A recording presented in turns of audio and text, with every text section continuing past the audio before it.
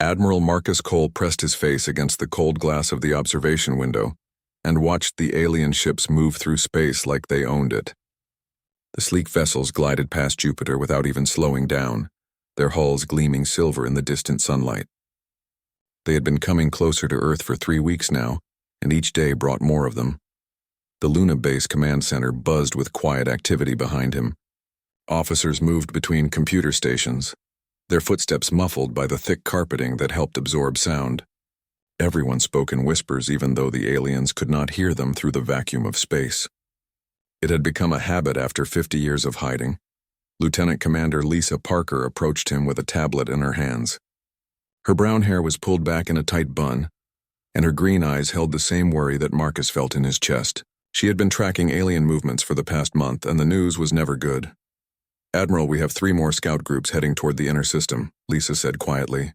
"The Vorthans are being joined by ships we think belong to the Zephic Collective. Intelligence suggests the Luminari are also sending vessels our way." Marcus nodded slowly. The 3 major powers of the galaxy were all converging on Earth at the same time. That could not be a coincidence.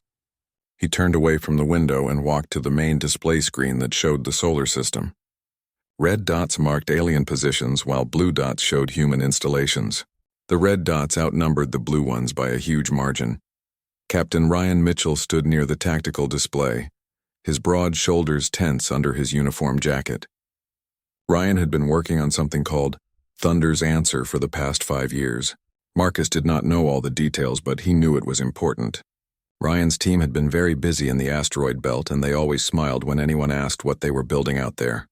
"How long until they reach Earth orbit?" Marcus asked. "At their current speed, maybe 2 weeks," Lisa replied. "But sir, they might speed up once they decide we are not a threat." Marcus almost laughed at that. The aliens had been studying Earth for decades, watching human space flights and listening to radio signals. They saw primitive rockets that barely made it to the moon. They heard television shows and music broadcasts. To them, humans were just another species that had learned to leave their home planet, but had not figured out how to be dangerous. The aliens were wrong about that, but they had no way of knowing it. Dr. Helen Barnes walked over from her computer station. Her white lab coat was stained with coffee, and her gray hair stuck out in several directions. Helen had been working on some very interesting physics problems for the past few years. She claimed she could make weapons that would bend space itself, though Marcus still did not understand how that was supposed to work. "The gravitational field generators are ready for testing," Helen said. "We just need Admiral Cole's permission to fire up the main array." "Not yet," Marcus replied. "We cannot risk them detecting our energy signatures before we are ready to use everything at once." General Frank Stevens joined their group. Frank was a big man with scarred hands and a face that had seen too many battles. He had been planning something he called the Revelation Protocol. Frank claimed it would change how every species in the galaxy thought about humans, but he would not explain the details to anyone without proper clearance. "The shipyards report all vessels are ready," Frank said. "Captain Mitchell's teams have finished the final installations. We have enough firepower hidden out there to glass entire planets, and the aliens still think we are shooting chemical rockets at each other." Marcus walked to another display that showed intercepted alien communications. The translation software had been working on their languages for years, slowly building up databases of words and phrases. Most of what the aliens said about Earth was not very flattering. "Listen to this," Marcus said, touching a control. Alien voices filled the room, speaking in harsh clicking sounds. The computer provided a translation in a flat mechanical voice. "The third planet shows no signs of advanced military technology. Their spacefaring vessels use primitive chemical propulsion and crude metal construction. Population appears to be divided into competing nation-states with frequent territorial disputes. Conquest should require minimal resources." Lisa shook her head. "They think we are barbarians fighting with sticks and stones." "Let them think that," Ryan said with a grin. "It makes our job much easier." Marcus remembered the day 50 years ago when the first alien signals had been detected. The world governments had made a decision that saved humanity. Instead of broadcasting messages into space and trying to make contact, Earth had gone silent. All military communications were switched to quantum encrypted channels. All space launches were hidden behind false civilian projects. The entire human race had agreed to pretend they were much more primitive than they actually were. While the aliens watched and catalogued what they thought was a backward species, humans had been building secret facilities in the asteroid belt, constructed ships that could travel faster than light, hidden laboratories developed weapons that manipulated the fundamental forces of physics. Military academies trained officers in combat techniques designed specifically for fighting in zero gravity against alien technologies. Chief Engineer Amanda Walsh walked up to their group. Her fingers were stained with some kind of blue fluid that Marcus hoped was just hydraulic oil. Amanda had been working on something called quantum torpedoes. She claimed they could punch holes through any known type of armor, but Marcus had never seen them tested. All weapon systems are showing green across the board, Amanda reported. The new warheads are stable and ready for deployment. We ran final diagnostics on the delivery systems this morning. Communications Officer Steve Rogers approached from his station near the far wall. Steve had been monitoring alien chatter for months, listening to their casual discussions about which species would get to claim Earth's resources after the conquest. The aliens talked about humans the way humans might discuss cattle. "Sir, we are picking up increased traffic between the alien fleets," Steve said. "It sounds like they are coordinating their approach vectors. The Vorthans want to claim the northern hemisphere, while the Zefek are interested in our southern oceans. The Luminari seem to want access to our power generation facilities."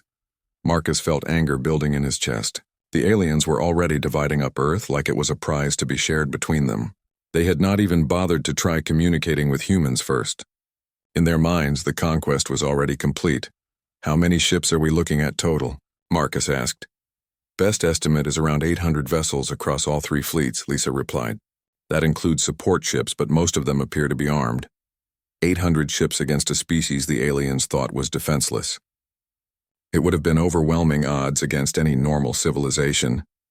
But humans were not normal, and the aliens were about to learn that the hard way." Marcus looked around at his officers. These men and women had spent their entire careers preparing for this moment.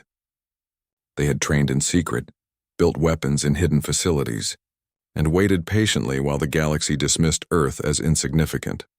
Soon it would be time to show the universe what humans could do when they stopped pretending to be harmless. Fleet Commander Jake Harrison stood on the bridge of the UES Defiance and watched the alien armada spread across his tactical display like a disease. The Vorthon ships had arrived first, just as intelligence had predicted. 300 vessels of various sizes moved through the outer solar system, with the confidence of predators approaching helpless prey. The bridge crew worked in complete silence around him. Every station was manned by officers who had trained their entire lives for this moment. They monitored alien communications, tracked vessel movements, and prepared weapon systems that the enemy did not even know existed. The Defiance itself was hidden inside what appeared to be a dead asteroid, its hull masked by layers of rock and metal that fooled alien sensors. Lieutenant Commander Sarah Mitchell approached Jake with the latest intelligence report. Her blue eyes were bright with excitement rather than fear. Sarah had been studying alien military tactics for years, and she knew exactly how overconfident the Vorthans were becoming. "Sir, the lead ships are broadcasting surrender demands," Sarah said quietly. "They want all human governments to submit within 72 hours or face complete orbital bombardment." Jake almost smiled at that. The aliens were giving humans 3 days to give up, as if that was being generous. They had no idea that human fleets were already in position around every major alien vessel. The Vorthans thought they were hunting sheep, but they had walked into a wolf den instead. Captain Nicole Turner was somewhere out in the darkness beyond Neptune, commanding the stealth reconnaissance ship UES Shadowhawk. Nicole had been gathering detailed scans of alien ship designs for weeks. Her reports described vessels that were large and impressive looking, but built for intimidation rather than real combat. The Vorthans relied on energy shields and plasma weapons that looked terrifying but had serious weaknesses that human engineers had already figured out how to exploit. The main display screen showed new contacts appearing near Saturn. The Zefek Collective had arrived with their insectoid ships that looked like giant metal beetles. Jake counted at least 200 vessels in their formation. The Zefek ships moved in tight swarms, their captains communicating through some kind of hive mind network that human cryptographers had been studying for months. Admiral Marcus Cole's voice came through. "The secure communication channel from Luna. Base, all units maintain radio silence and standby positions. Let them think we are paralyzed with fear. while they position themselves exactly where we want them. The Luminary fleet appeared near Jupiter like ghosts materializing from empty space. Their ships were made of some kind of energy matrix that human scientists still did not fully understand. The Luminary vessels glowed with pale blue light and seemed to phase in and out of normal space as they moved. Intelligence reports suggested they were beings of pure energy who had learned to manipulate matter through thought alone. Colonel Peter Adams was coordinating the final preparations from his command post deep inside Ceres. Peter had been overseeing the construction of humanity's secret weapon systems for the past decade. His engineering teams had built gravitational cannons that could crack planets and quantum missile systems that could track targets through hyperspace. The aliens had no idea such technologies were even possible. Engineer Chief Amanda Walsh was making final adjustments to the exotic matter containment systems that powered the human dreadnoughts. Amanda had figured out how to weaponize black hole physics and turn them into ship-mounted cannons. Her weapons could punch holes in reality itself, creating gravitational anomalies that would tear apart any known type of armor or shielding. Communications Officer Steve Rogers continued monitoring alien chatter from his station aboard the Defiance. The three alien fleets were starting to communicate with each other, trying to decide how to divide up Earth's resources after the conquest. Steve translated their conversations in real time, and Jake found himself getting angry at how casually they discussed the enslavement of the human race. The Vorthans want to use humans as manual laborers, Steve reported quietly.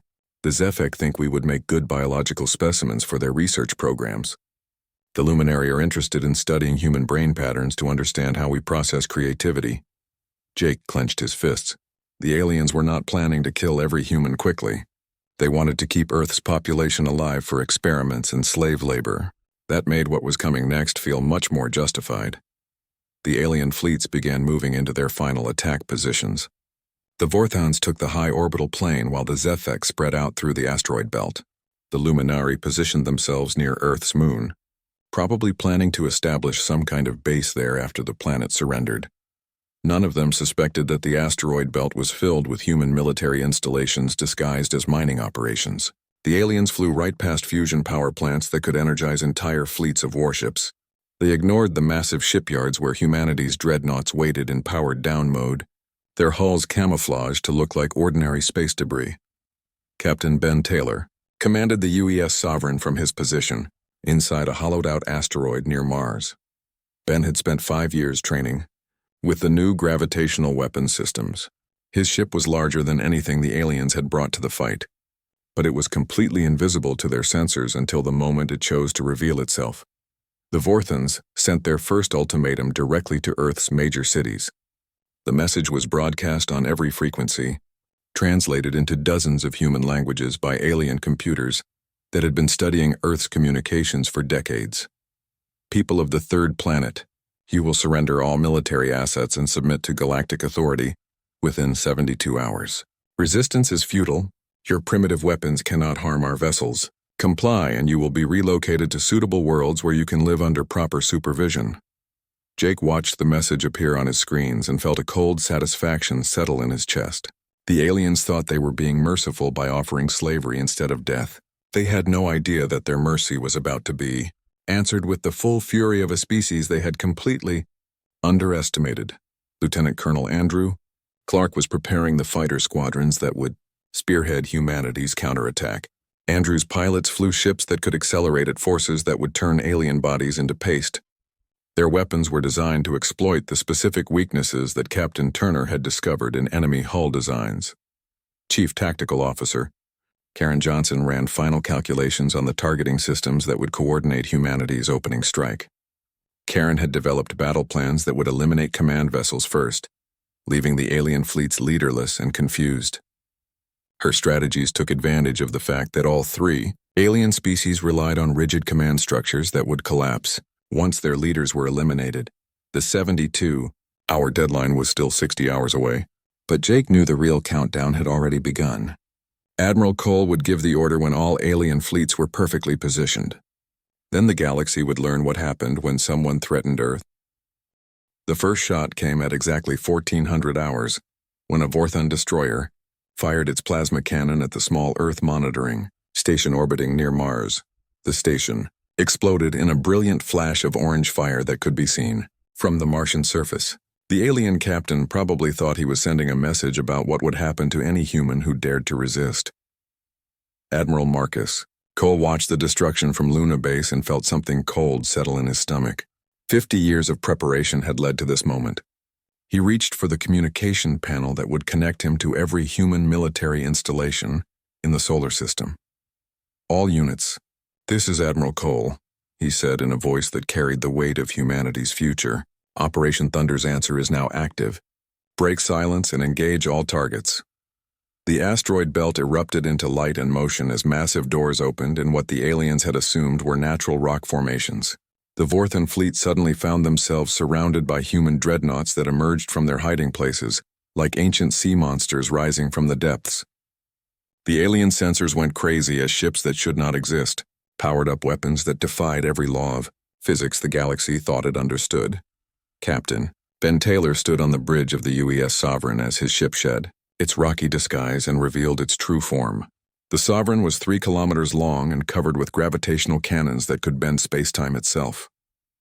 Ben had trained for this moment his entire life, and now he was about to show the galaxy what human engineering could accomplish when it was focused on pure destruction.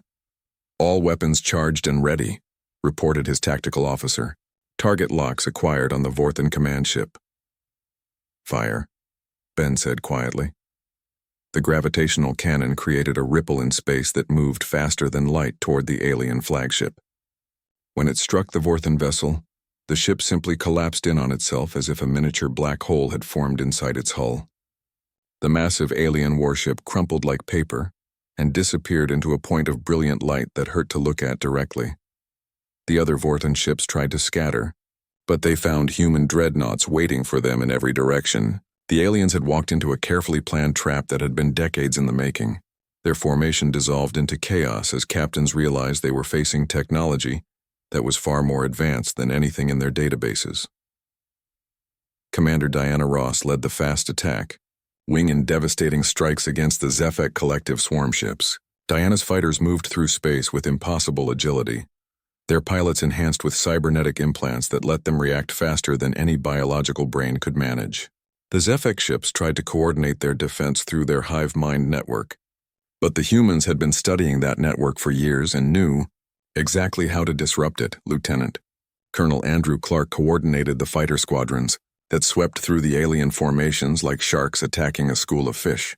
Andrew's pilots flew ships that could phase partially out of normal space, making them nearly impossible to target, while their weapons struck with devastating precision. The aliens found themselves fighting enemies that could appear and disappear at will. The Luminary energy ships tried to retreat toward Jupiter, but they ran straight into the 2nd Dreadnought Squadron commanded by Captain Michelle Davis. Michelle had been waiting in the shadow of Europa with weapons specifically designed to disrupt energy-based life forms. Her ships fired coherent gravity waves that tore apart the quantum matrices that held the luminary vessels together. Dr. Raymond Foster watched from his laboratory as his exotic matter weapons performed exactly as designed. The gravitational disruptors created localized distortions in space-time that made alien ships tear themselves apart. Foster had spent 20 years figuring out how to weaponize the fundamental forces of the universe, and now his theories were proving themselves in the most violent way possible. Chief Tactical Officer Karen Johnson coordinated the systematic destruction of alien command vessels from her position aboard the UES Retribution. Karen had identified the weakness in all 3 alien fleet structures. They relied on rigid command hierarchies that collapsed completely once their leaders were eliminated. Her targeting computers tracked priority vessels and eliminated them with surgical precision. The Vorthan admiral tried to broadcast a surrender signal, but his communication array was destroyed by quantum torpedoes before the message could be completed. The alien flagship broke apart in sections as its hull could not withstand the gravitational forces being applied to it. Escape pods launched from the dying ship, but they were caught in the same space-time distortions that had destroyed their mothership. Captain Nicole Turner emerged from stealth near Neptune and began hunting down the Zefek vessels that were trying to escape toward the outer system. Nicole's ship could track targets through hyperspace jumps, making retreat impossible for the alien survivors. Her quantum tracking systems locked onto their engine signatures and followed them wherever they tried to hide. The battle that the aliens had expected to be a simple orbital bombardment turned into a massacre of unprecedented scale. Human weapons systems that had been hidden for 50 years revealed themselves in the most dramatic way possible. Ships that could manipulate gravity, fighters that could phase between dimensions, and missiles that could track targets across multiple star systems all demonstrated that Earth was far from defenseless, Major. Scott Thompson led the Marine boarding parties that captured intact alien vessels for intelligence purposes. Scott's soldiers wore powered armor that made them nearly invulnerable to alien small arms fire. They moved through the corridors of captured ships like unstoppable machines, securing prisoners and technical data that would be invaluable for future encounters. Admiral Gregory Campbell commanded the overall battle from his flagship and watched as three major galactic powers learned a lesson they would never forget. The species they had dismissed as primitive barbarians was systematically destroying fleets that had conquered dozens of worlds. Human tactical doctrine proved superior to anything the aliens had encountered before. The Luminari tried to phase out of normal space to escape, but human sensors could track them through multiple dimensions. When they tried to hide in the quantum foam between realities, human weapons followed them there and destroyed them in spaces that most species did not even know existed. Lieutenant Commander Patricia Lewis used quantum-enhanced strategic computers to predict alien fleet movements with perfect accuracy. Every time the aliens tried to regroup or coordinate a counterattack, human forces were already waiting for them. The battle became a demonstration of technological superiority that left no doubt about which species was really in control. The silence that followed the destruction of the last alien vessel was more profound than any sound. For the first time in galactic history, a species that had been dismissed as insignificant had completely destroyed three major invasion fleets without suffering a single loss.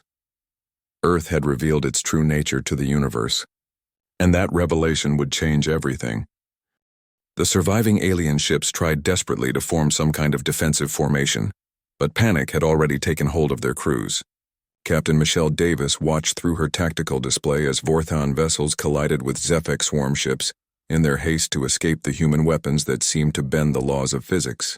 The three alien fleets that had arrived separately were now trying to work together, but it was far too late for cooperation to save them. Admiral Gregory Campbell stood in the command center of the UES Retribution and coordinated the systematic hunting of every remaining enemy vessel. Gregory had spent 30 years studying alien military doctrine, and he knew exactly how their minds worked. The aliens were used to fighting species that used similar technologies and tactics. They had no experience dealing with weapons that could manipulate gravity or ships that could phase between dimensions. The Luminari energy beings tried to merge their consciousness into a single massive entity that could control multiple ships at once. Their combined vessel glowed with incredible brightness as thousands of energy creatures joined together in desperation. But Dr. Helen Barnes had anticipated this exact scenario, and her gravitational field generators were specifically designed to disrupt energy-based life forms. Target the quantum resonance frequency, Helen told the weapons officer aboard the UES Defiance. Their energy matrices cannot maintain coherence under gravitational stress. The human Dreadnought fired a focused gravity beam that created a localized black hole effect around the merged Luminari vessel. The alien energy beings screamed across multiple dimensions as their quantum structures were torn apart by forces they could not resist. The massive glowing ship collapsed into itself and vanished in a flash of multicolored light. Major Scott Thompson led his Marine boarding teams through the corridors of a captured Zefek vessel. The insectoid aliens clicked and chittered in terror as human soldiers in powered armor moved through their ship like unstoppable machines. Scott's armor could withstand their plasma weapons, and his soldiers carried rifles that fired projectiles at significant fractions of light speed. Secure the bridge and capture their communication equipment, Scott ordered his men. We need to understand how their hive mind network operates. The Zefek tried to activate their ship's self-destruct system, but human hackers had already taken control of their computer networks. The aliens discovered that their most secure systems had been compromised by human cyber warfare specialists, who understood their technology better than they did themselves. Lieutenant Colonel Nathan Brooks commanded Specialized assault teams that disabled alien flagships with surgical precision. Nathan's soldiers could teleport directly onto enemy vessels using quantum transportation devices that the aliens had never seen before. They appeared inside alien command centers and neutralized the crew before anyone could react. The remaining Vorthon ships attempted to retreat toward the outer system, but they found human vessels waiting for them at every possible escape route. Captain Nicole Turner had positioned her stealth ships at the edge of the solar system days before the battle began. The aliens were trapped in a carefully planned killing field with no way out. Commander Samantha Wright prepared humanity's first official message to the Galactic Council while the battle continued around her. Samantha had been studying galactic politics for years, and she understood that this demonstration of human military power needed to be followed by clear diplomatic statements. The galaxy needed to understand that Earth was no longer hiding. "This is Commander Wright of the Terran Defense Force," she broadcast on all known galactic communication frequencies. "Earth hereby declares that our system is under human protection, and that any unauthorized vessels will be destroyed without warning. The age of human weakness is over." The message was transmitted in dozens of alien languages by computers that had been secretly studying galactic communications for decades. Every major civilization would receive the broadcast within hours, and they would all understand that the balance of power in the galaxy had fundamentally changed. Lieutenant Commander Patricia Lewis used her quantum-enhanced strategic computers to predict the movement patterns of the few remaining alien vessels. Patricia could calculate probability matrices that showed exactly where the aliens would try to escape, and human forces were already waiting at those locations. The enemy ships ran directly into carefully prepared ambushes. The Zefek Collective tried to use their numbers advantage by spreading their remaining ships across a wide area, but human fighters could track individual targets through hyperspace jumps. Commander Diana Ross led her squadrons in pursuit of every fleeing vessel, and her pilots had orders to allow no survivors. The galaxy needed to understand that threatening Earth carried severe consequences. Colonel Peter Adams coordinated the deployment of human monitoring stations throughout the solar system. Peter's engineering teams were already building permanent installations that would prevent any future surprise attacks. The hidden facilities that had protected Earth for 50 years were being replaced by obvious military bases that would serve as warnings to potential enemies. The last Vorthon admiral tried to negotiate a ceasefire by broadcasting surrender offers on all frequencies. His ship was badly damaged and leaking atmosphere, but he was still trying to save what remained of his fleet. Admiral Campbell listened to the aliens' desperate pleas and felt no sympathy at all. "Your species came here planning to enslave or exterminate every human on Earth," Campbell replied coldly. "You will receive the same. Mercy you intended to show us," the UES Sovereign fired its main gravitational cannon, and the Vorthon flagship disappeared in a burst of twisted space that left nothing behind except a brief gravitational anomaly. The destruction of their command vessel caused the remaining Vorthon ships to lose formation and scatter in random directions. Engineer Chief Amanda Walsh monitored the performance of her quantum torpedo systems as they hunted down the last fleeing aliens.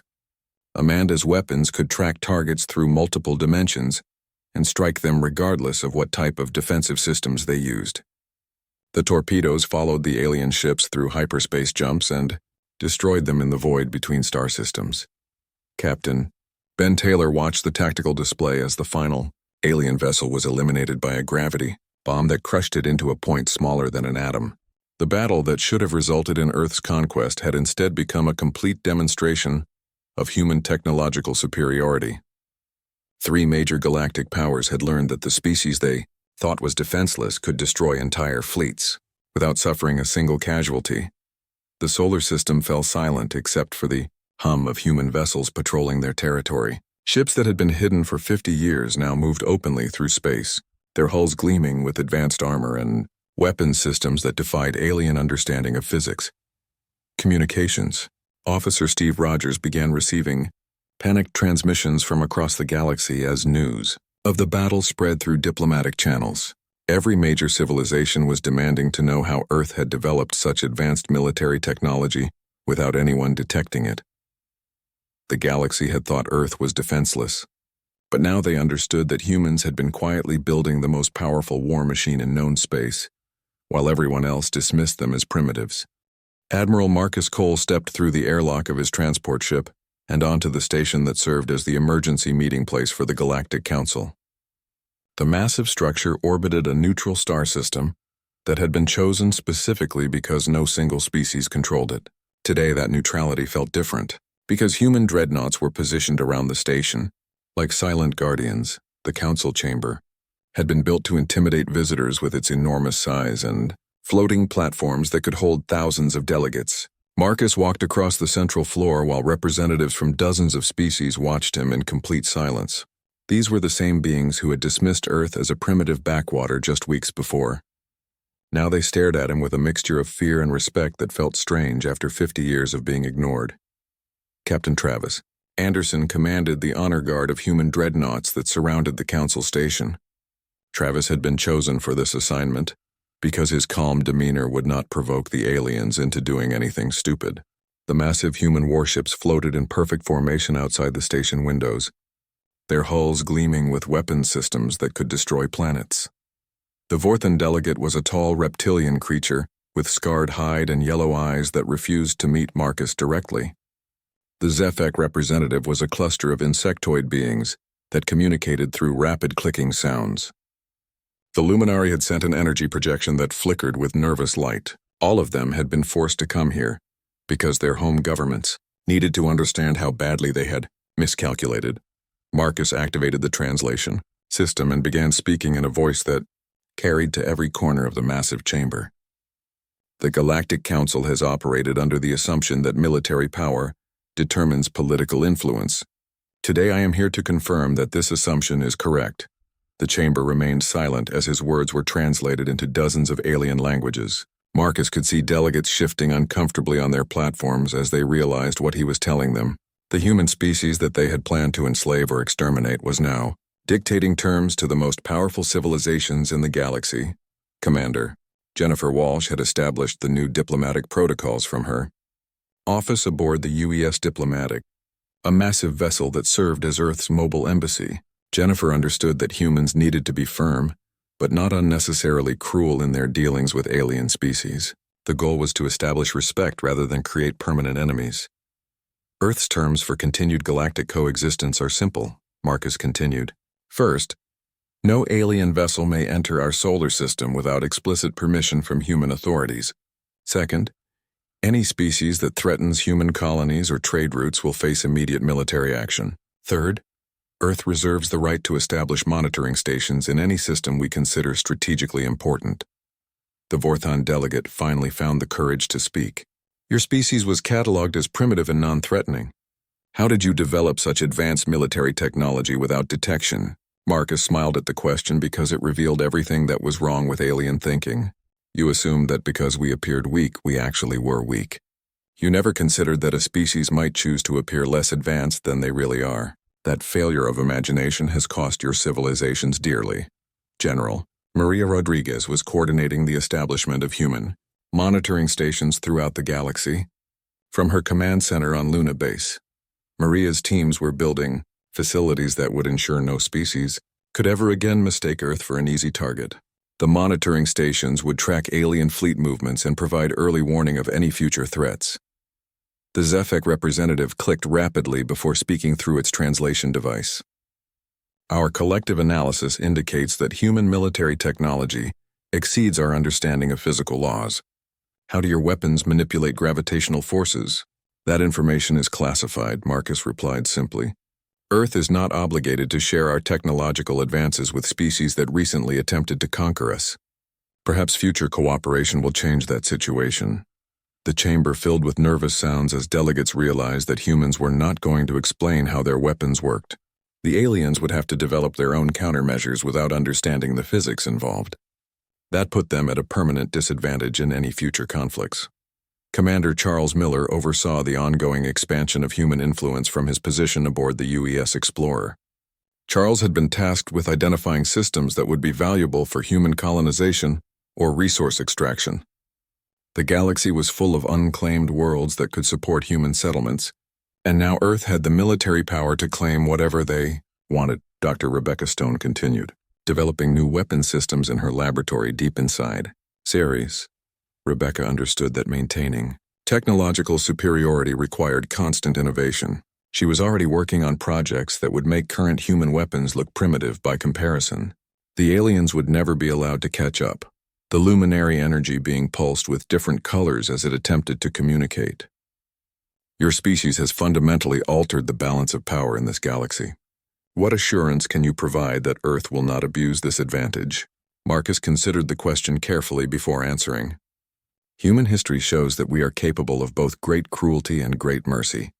Which one you experience depends entirely on how you choose to interact with us. Species that respect our sovereignty and treat us as equals will find us to be valuable allies. Species that threaten us will discover that our capacity for destruction exceeds even what you witnessed in our solar system. The warning was delivered in a calm voice, but every delegate in the chamber understood the threat it contained. Earth possessed weapons that could eliminate entire civilizations, and they had demonstrated their willingness to use those weapons when threatened. Captain Ryan Mitchell supervised the final preparations for humanity's next phase of expansion from his shipyard in the asteroid belt. Ryan's teams were building vessels that would establish permanent human presence throughout the galaxy. The age of hiding was over, and it was time for Earth to claim its rightful place among the stars. The Galactic Council session ended with a formal vote, recognizing Earth's new status as a major galactic power. The vote was unanimous because no species was willing to risk the consequences of opposing human demands. The civilization that had once been dismissed as insignificant was now acknowledged as the most dangerous military force in known space.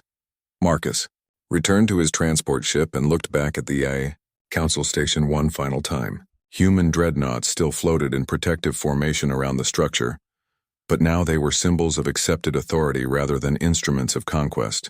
The galaxy had learned to respect Earth's power, and that respect would ensure humanity's survival among the stars. The universe was a very different place than it had been just months before. The species that had thought Earth was defenseless had discovered that silence was not weakness, but rather the patient preparation of overwhelming strength. Humanity had finally taken its place in galactic politics, and no one would ever underestimate them again.